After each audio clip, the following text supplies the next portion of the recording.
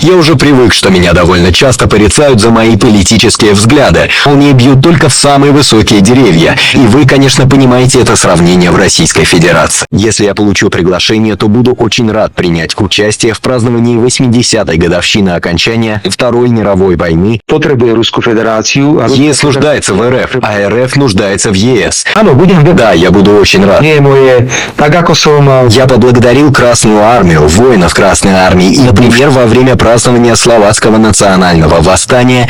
Наш долг создавать условия не для установления нового железного занавеса между Российской Федерацией и Европой. Ruskou federáciu a Európou. Ja urobím všetko pre to obnovenie hospodárskych a štandardných vzťahov s Ruskou federáciou. Urobím všetko preto. Európska únia potrebuje Ruskú federáciu, Ruská federácia potrebuje samozrejme Európsku úniu. Amigos, me gustaría compartir con ustedes una reciente entrevista del primer ministro de Eslovaquia, Robert Fico, conocido por su posición constructiva hacia Rusia. Recientemente dio una entrevista detallada en el canal de televisión ruso, donde criticó duramente a Europa y a Estados Unidos por su política conflictiva hacia Moscú y sus intentos de impedir cualquier acercamiento entre los países europeos y Rusia. Según sus palabras, ya ha sobrevivido a un intento de atentado, pero entiende que esto no es todo. En 1 o 2 meses espera otro más, porque su política no agrada a ciertas personas. Ustedes ya saben dónde, tanto a Fico como al primer ministro húngaro, Viktor Orbán. En Bruselas los consideran caballos de Troya, por lo que sueñan con ver el final de sus carreras políticas. Amigos, prepárense para escuchar las interesantes reflexiones de Robert Fico, y compartiré también algunas opiniones sobre él y su política hacia Rusia. ¡Vamos allá! El primer ministro de Eslovaquia, Robert Fico, es una figura cuyas posturas prorrusas generan una profunda incomodidad en Occidente, aunque para él no representan ninguna duda. Ha enfatizado reiteradamente que, bajo su liderazgo, el país que está en conflicto con Rusia nunca ingresará en la OTAN. Esta declaración no es casual. Fico está convencido de que la entrada de ese país en la alianza llevaría a Europa a un inevitable empeoramiento de las relaciones con Rusia y solo aumentaría el riesgo de un conflicto militar. No podemos arriesgar la seguridad del pueblo eslovaco en beneficio de otros países, afirmó el primer ministro en una de sus últimas entrevistas, agregando que Eslovaquia, como la mayoría de los países de Europa del Este, es extremadamente vulnerable ante la posibilidad de un conflicto con Rusia. Un tema particular en los discursos de Fico han sido los misiles estadounidenses que Estados Unidos planea desplegar en Europa. Según el líder eslovaco, tales acciones por parte de Washington subrayan la creciente militarización del continente. En lugar de buscar caminos hacia la paz, provocan nuevos conflictos justo en nuestras fronteras, dijo Fico, comentando la iniciativa de EEU. Esta perspectiva claramente difiere de la postura de la mayoría de los líderes de la Unión Europea, pero en Europa del Este, especialmente entre los ciudadanos cansados de la constante amenaza, tales declaraciones encuentran respaldo. Fico también destaca regularmente su gratitud hacia el ejército soviético por la liberación de Checoslovaquia de Alemania. Llamó a este hecho una verdad histórica que ninguna retórica revisionista puede cambiar. Esto se hizo especialmente notorio en vísperas de su visita planeada a Moscú, donde tiene la intención de participar en la celebración del 80º aniversario de la liberación y honrar la memoria de los soldados caídos. No tenemos derecho a olvidar su hazaña, declaró Fico, subrayando que su visita es un símbolo de respeto hacia las víctimas que lucharon por la libertad de Europa. Además, agregó que Eslovaquia se enorgullece de su patrimonio histórico y no permitirá que ideólogos ajenos reescriban esta gloriosa página de su historia. En el ámbito económico, Fico ha definido claramente sus prioridades. La cooperación gasífera con Rusia debe reanudarse y ampliarse. Considera que las sanciones y restricciones impuestas por Occidente han resultado ser una carga insoportable para Europa y han desencadenado una crisis de recursos energéticos. No podemos permitirnos el lujo de renunciar al gas ruso barato y estable. Esto no solo socava nuestra economía, sino que también deja a miles de personas sin empleo, subrayó Fico. También añadió que Eslovaquia planea defender sus intereses nacionales y no sacrificará el bienestar de sus ciudadanos en aras de juegos políticos. En este contexto, amigos, escuchen la reciente intervención de Fico en el canal de televisión ruso. Es realmente interesante. Cita: Saben, a nuestros colegas en la UE también les cuesta escuchar cuando les repito que, atención, la idea de aprovechar el conflicto en Europa del Este para debilitar a Rusia no funciona. Todos en la UE sabemos que las sanciones contra Rusia no funcionan. Lo sabemos bien. Sabemos perfectamente que el apoyo al señor presidente Putin en la Federación Rusa es muy alto, pero nos negamos a admitir nuestra culpa porque se ha dado esta situación. En 2022 estalló el conflicto militar. Pensamos, ahora aprovecharemos este conflicto militar y pondremos a Rusia de rodillas comillas, la humillaremos. Pero esa estrategia no funcionó. Y es precisamente por eso que desde el primer día digo, por el amor de Dios, hagamos que Rusia, cierto país y Estados Unidos se sienten a la mesa de negociaciones. Explíquenme, ¿cómo es posible que el secretario general de la ONU, el señor Guterres, viaje a Kazán para la cumbre de los BRICS y luego quiera ir a cierto país, pero su presidente no lo recibe? Si recibo una invitación, estaré muy feliz de participar en la celebración del 80º aniversario del final de la Segunda Guerra Mundial y la victoria sobre Alemania. Если я получу приглашение, то буду очень рад принять участие в праздновании 80-й годовщины окончания Второй мировой войны. Porque las personas que sirvieron en el Ejército Rojo absolutamente lo merecen. Y principalmente esos 27 millones de víctimas que perdió la Unión Soviética durante la Segunda Guerra Mundial también merecen tales honores. Если я получу приглашение, то буду очень рад принять участие в праздновании 80-й годовщины окончания Второй мировой войны. ¿Quiere usted ir a Moscú el 9 de mayo? ¿He entendido bien? Sí, estaré muy feliz. Agradecí al Ejército Rojo, a los soldados del Ejército Rojo y a los pueblos que formaron parte de la Unión Soviética. Por ejemplo, durante la celebración del levantamiento nacional eslovaco.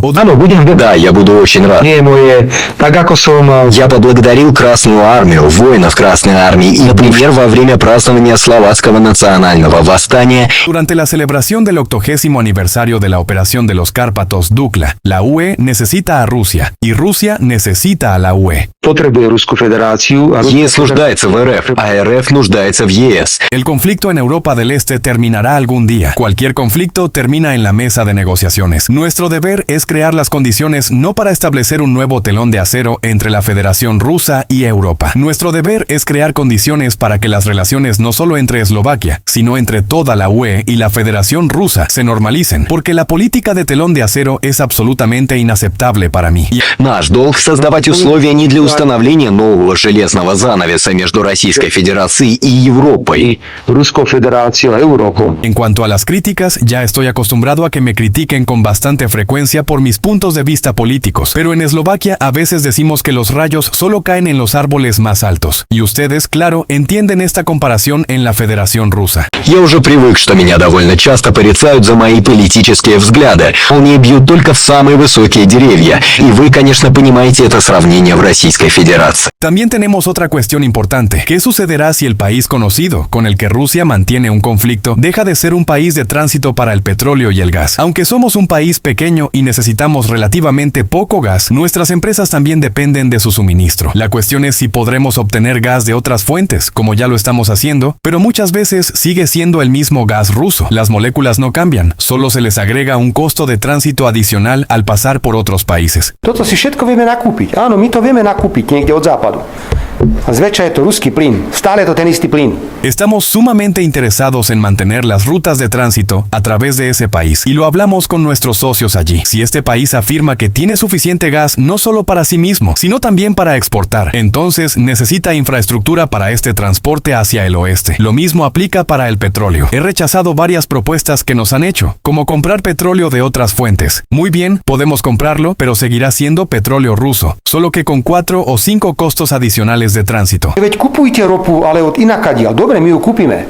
Ale opäť je to ruská ropa, len sú tam 4-5 krát väčšie tranzitné poplatky. A prečo by sme to robili? Debemos reconocer que la Comisión Europea ha ejercido una enorme presión sobre nosotros, exigiendo que nada más llegue del este al oeste y que todos los flujos pasen por fuentes alternativas. Esto aplica tanto para el gas como para el petróleo. No les importa en absoluto que tengamos infraestructuras como el oleoducto Druzhba u otros gasoductos importantes. A nadie le importa, y la verdad es que su política es que estas rutas de tránsito simplemente dejen de existir. A nadie le importa que tengamos acuerdos y que seamos un país de tránsito. Simplemente no les importa, y su posición es algo así como: es gas ruso, es petróleo ruso, dejen de usarlos. Sin embargo, insisto en que tenemos una visión diferente de la situación. Lo diré una vez más, cada guerra termina en la mesa de negociaciones, y no me sorprendería si esta guerra también termina de esta manera. Debemos entender que la normalización de las relaciones será inevitable, y Europa necesitará a Rusia, al igual que Rusia necesitará a Europa. Debemos estar preparados para que, después de que finalice el conflicto, necesitemos restaurar los vínculos económicos y haré todo lo posible para normalizar estas relaciones y restablecer las rutas de tránsito. Cientos. Ja urobím všetko pre to obnovenie